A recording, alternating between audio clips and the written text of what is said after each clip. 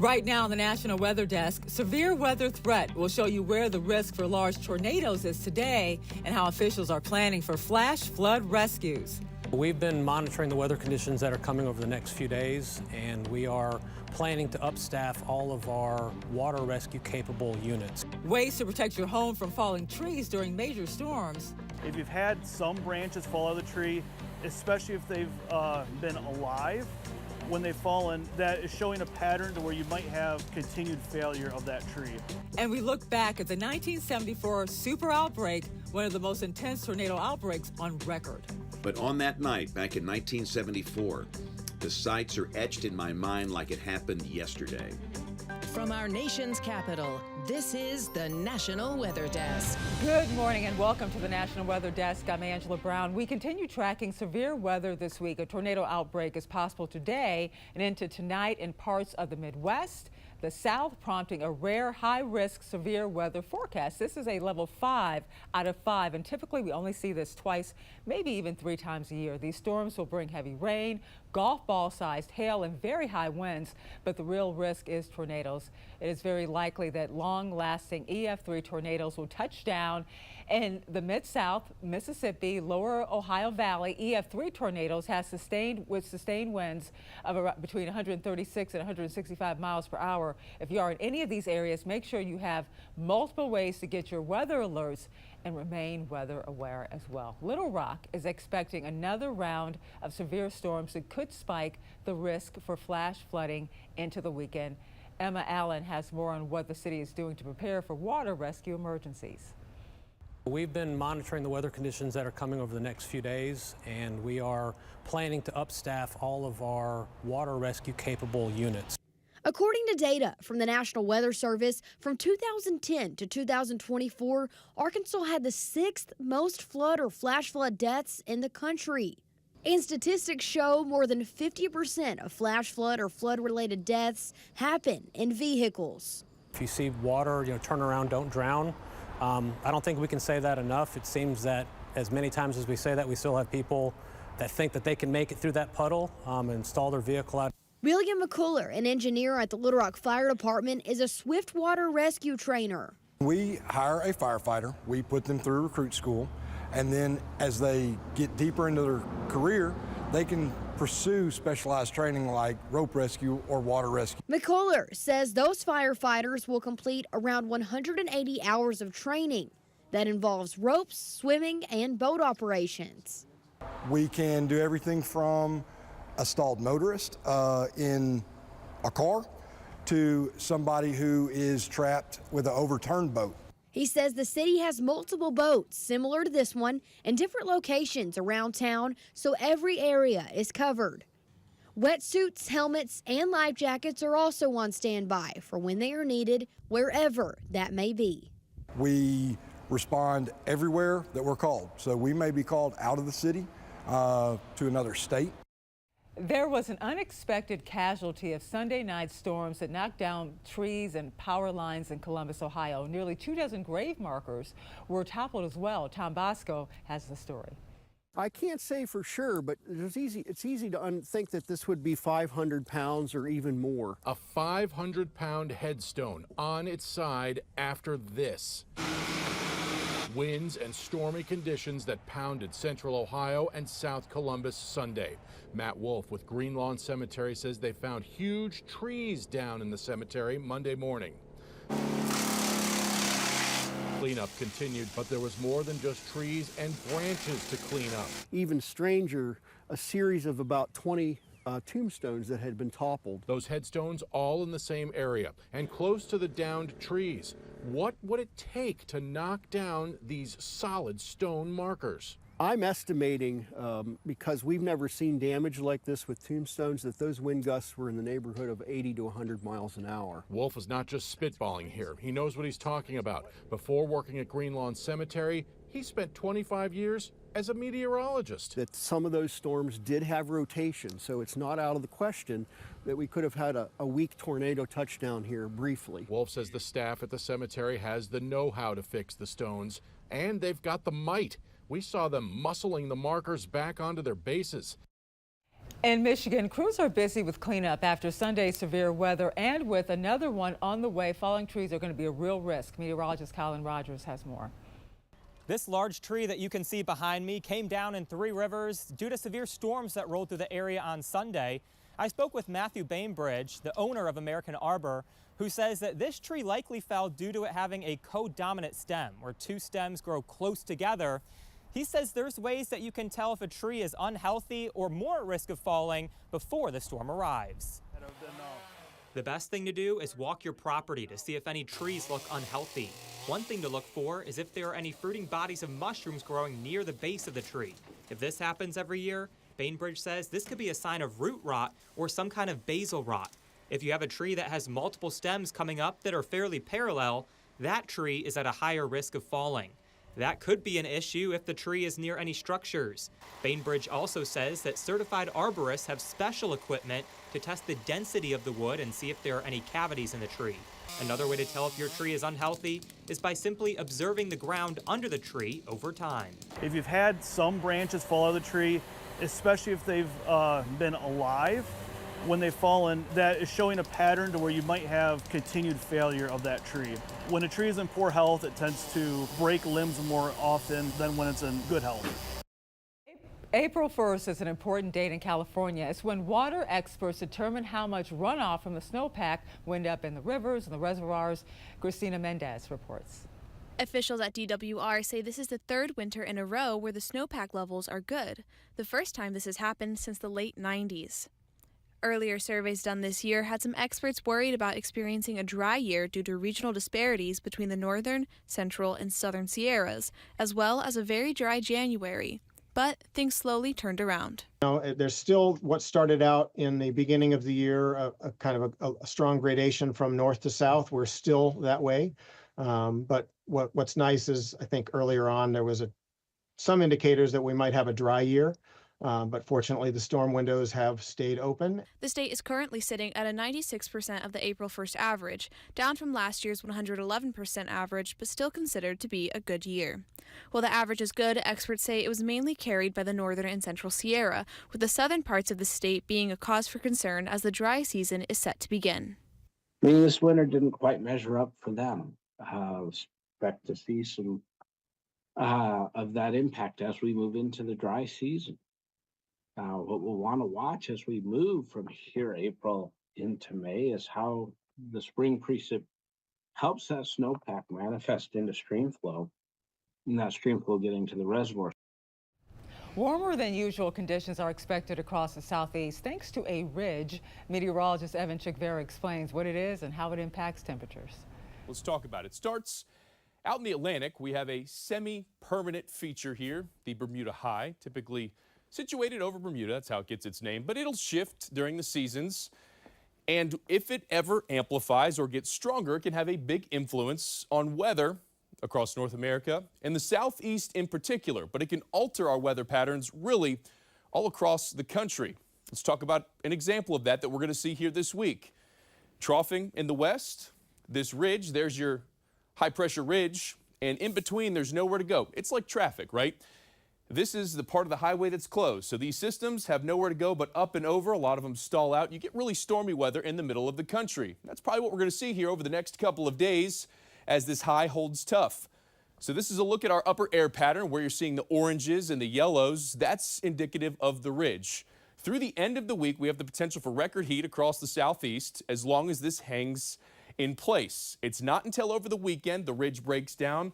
Here's your big trough coming in. This will bring rain and storms to the southeast, and then it will flip the pattern. Now we've got troughing and much cooler air. As you can see, the presence of that high, that ridge, is no more, and that's going to lead to some much cooler temperatures. And for all the latest weather news and video, be sure to follow us on social media. We also post the latest content from our team of 200 meteorologists across the country. You can find us on all of your favorite social media platforms. Just search the National Weather Desk or scan the QR code on the bottom left corner of your screen. And coming up on the National Weather Desk, we'll look back at what's known as the 1974 super outbreak. It was one of the most intense tornado outbreaks in U.S. history, and we're going to look at when your favorite spring flower will start to bloom.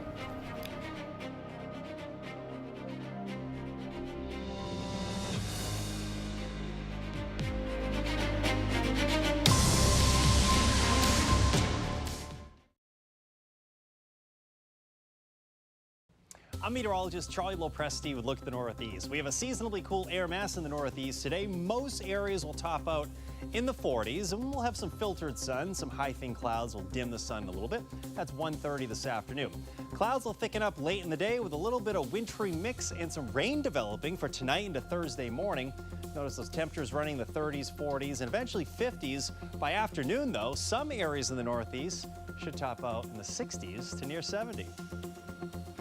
I'm Chief Meteorologist Gerard Jabali. Here's a look at the Mid-Atlantic region. We're looking mostly dry for your Wednesday, and by Thursday we'll be tracking better chances of rain. While there will be a disturbance that goes by to the north late Wednesday, we're looking at mostly clouds across the Delmarva region. And then by Thursday, we're tracking better chances for showers. That will begin a wetter pattern going into the week and into the weekend. But cooler as we move into Wednesday. It's still going to be in the 50s to low 60s, but much, much warmer for Thursday, 70s to low 80s.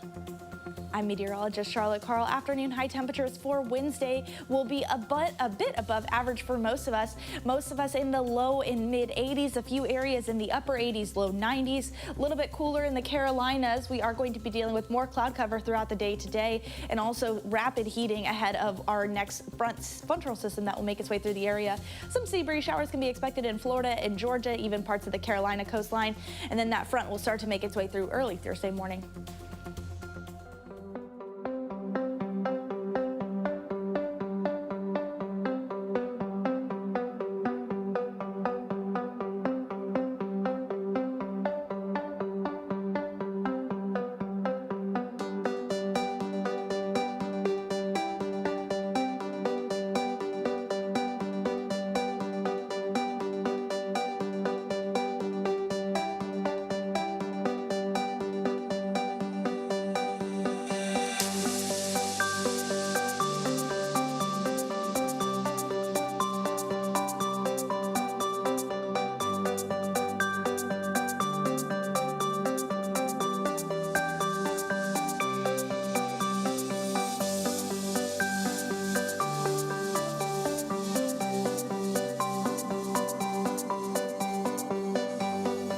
Weather Window, presented by the National Weather Desk. A snapshot of storm clouds as they moved through part of Utah recently, dropping rain and snow in some places.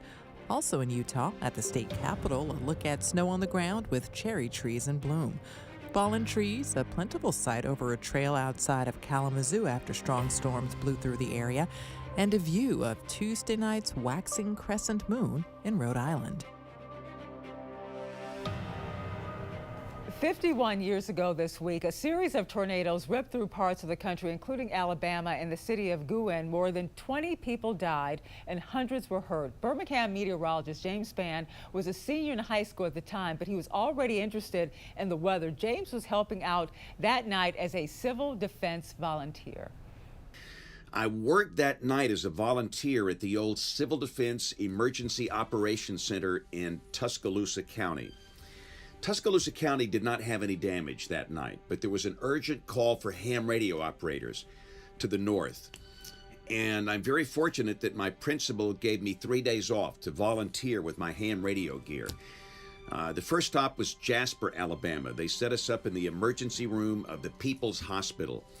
And I was busy putting up antennas and stringing cables, and I didn't really have time to notice what was happening, but once we got the link established, the work was done. I really started to look around, and I couldn't believe it. The nature of the wounds of the people coming into that small hospital. Quite frankly, I had night terrors for years. I don't think a 17-year-old child really needs to see that. And then from Jasper, we were sent to a small town called Guin, Alabama. Jasper was devastated by an F4. Guin was wiped out by an F5. In all my years, and I've been doing this a long time, it's the most violent tornado I believe I've ever encountered. It's seeing the aftermath. Over 20 people died in town. We got there, and I literally thought the world was ending. It was so chaotic, so much loss of life, so many people were hurt, there was so much confusion. And then ultimately, I'd wind my way up through Cullman and Huntsville, but that event really set the stage for what I've done for 47 years. I think I had to experience that. These type events happen about once every 40 years. We would have another event like that April 27, 2011. But on that night, back in 1974, The sights are etched in my mind like it happened yesterday.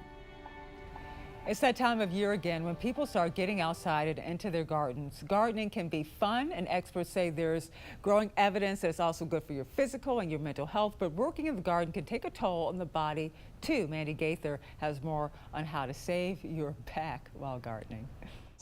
It's time to get outside. Your backyard is blooming with possibility, and experts say gardening is good for you. Being outdoors really helps you fight osteoporosis because it helps build vitamin D in your system. And gardening is exercise. But Dr. Deborah Benzel with Cleveland Clinic Center for Spine Health says if you're not careful, the hobby can also wreak havoc on your back and body, especially if you are more sedentary in the winter months. It's hard work, and just like any exercise, you have to prepare yourselves. Before you head out to the garden, Benzel says to warm up and stretch, then take it slow. Start off in smaller intervals and don't try to do everything at once. Gradually increase time in the yard, which she says will build up your stamina, and focus on your form. Don't bend over because that can strain your neck and back. You want to kneel, you want to sit on a chair, you want to use some kind of stool so that you're not bending over. Finally, use good tools. Benzel says that can help enhance your ability to effectively garden and help avoid unneeded strain on the body. Afterwards, make sure you stretch. To loosen up your back, to loosen up your shoulders, and help that recovery process begin to rebuild your body so that you can head out into the garden the next day. And speaking of gardening, do you know when your favorite spring flowers will start to bloom? If not, here's a TikTok post from meteorologist Christina Ernie with some info about when you can expect to see your favorites make an appearance. Spring blooms are beginning to pop their way up, so when will you get to see your favorite flowers come up? We're already starting to see our daffodils, which are really hardy. That's why they come up so early in the season. They can withstand big temperature swings and, yeah, even some snow. Same with crocus flowers, plus they only open up when there's sun. The Spanish bluebell and the grape hyacinth that you can see here, and everybody's favorite, the tulips, they're all beginning to break through now all the way through the next 3 to 4 weeks. This is actually why tulip festivals are usually in April. We still have until about May until we start to see those daylilies, bleeding hearts of any color, pretty peonies, and hosta plants, LOL, dog. And even later, more like Memorial Day, we start to see begonias, dahlias, like what you see below, and gladiolas. And when it comes to keeping those flowers pollinated, bees play a major role. In some places, this time of year is when bees can be found in huge numbers. It's a lesson one family in Nevada learned as thousands of bees swarmed their home. George Acosta spoke with the family and a local beekeeper about what to look for during what he calls swarm season. Wow. Something pushed him over here. What? I bet you I they don't were know. in a tree and the tree fell down. A surreal yet frightening moment, all captured on video by Kimberly Hoffman and her family, who recorded the moment a swarm of thousands of honeybees tried setting up shop inside a small hole in the roof of their Northwest Valley home. I've never seen anything like it. It was very biblical. Over 3,000 bees came swarming in, and I yelled at my family to get inside and grab my dogs, and immediately we called a beekeeper. While still in disbelief, Hoffman says upon noticing the swarm, she knew she had to act quickly, hoping to keep her family and her 2 large dogs safe, calling in an expert in the middle of the night. He came in at midnight, and he told us to turn off the lights, which I thought was odd. However, he had a red light, and he said they're more docile in the evening. For Brian Cheek, a part-time local beekeeper, says the massive swarm is nothing out of the ordinary, especially this time of year. This is swarm season. Swarm season has kicked in. You're going to find bees landing everywhere, getting into every space they can because they're looking for a new home. And while not all that common to see swarms like this, Cheek says there are some things homeowners can do to stay prepared and stay safe. If you've got valve boxes, that's one of their favorite places to live in. If you've got valve boxes, you can put a piece of tape over the hole, keep it covered, or you buy the egg crate foam and cut a big enough piece to kind of pack in your valve box. So just be wary. If you get a swarm that lands, don't panic. Don't get out the garden hose and try to knock them down. That doesn't work very often. That just ticks them off. Don't try to sweep them away. Don't do anything. With the warmer temperatures, people are spending more time outdoors, and it might have you wondering, when is it time to pull out that sunscreen? And you do even need it when the skies are cloudy and overcast as well. Keep that in mind. To find out, let's turn to Theron's on. On an overcast day, you might think it's safe to skip the sunscreen. But according to the American Academy of Dermatology, on overcast days, 80% of the sun's UV rays can still make it through. That's why on spring days, when the clouds are out, you should still be in the habit of putting on sunscreen, a habit you should actually be in all year long. And before a short break, we take flight over the York Haven Dam on the Susquehanna River.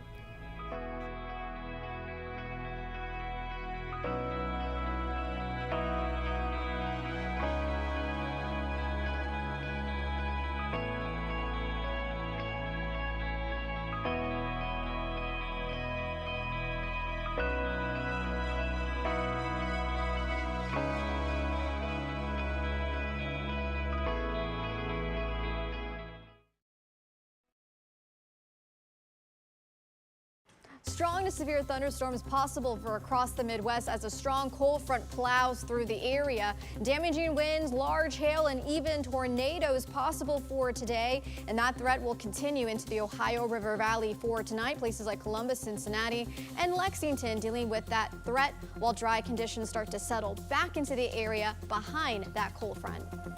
Good Wednesday morning to you. Meteorologist Chris Suchan. Look at our forecast today across the region, tracking the possibility of severe storms with wind gusts, large hail, perhaps a couple of tornadoes through the day, especially the enhanced severe weather risk. Thursday, another wave of heavy thunderstorms possible with gusts, hail, and a tornado or two. We have that risk for Texas, Oklahoma, across Arkansas. Also includes portions of northern Louisiana for the day on Thursday. Good Wednesday morning, everybody. I'm meteorologist Stella Sun. Showers continue across the Pacific Northwest with an area of low pressure that will bring some windy weather across Southern California and towards the Bay Area. High temperatures will be 60 degrees in San Francisco, same in San Diego, hovering in the low to mid 50s across Portland and Seattle. 50 degrees expected in Missoula, Montana, and still holding on to the middle 40s through Salt Lake City. Phoenix will also be a touch cooler there in the middle 60s and 51 in Denver. That's the scene from here.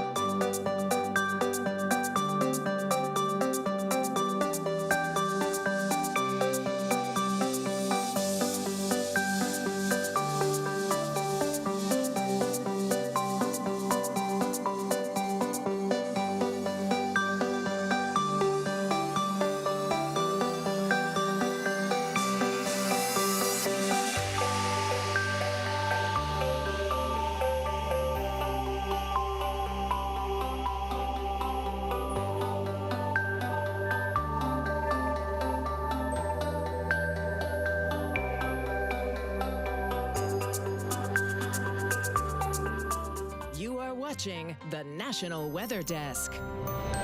And now time for a short weather lesson on downsloping wind and how it affects air temperature. To do that, we turn to meteorologist Brandon Stover.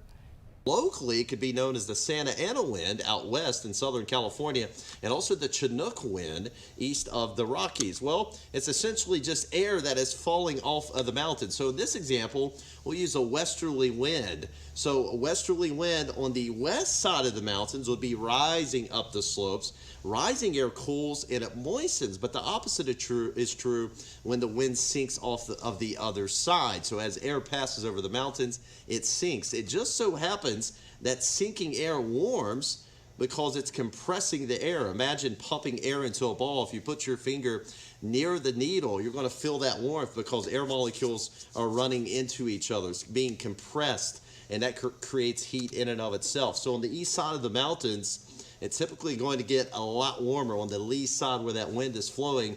And since warmer air decreases the relative humidity, it's going to be a lot drier too.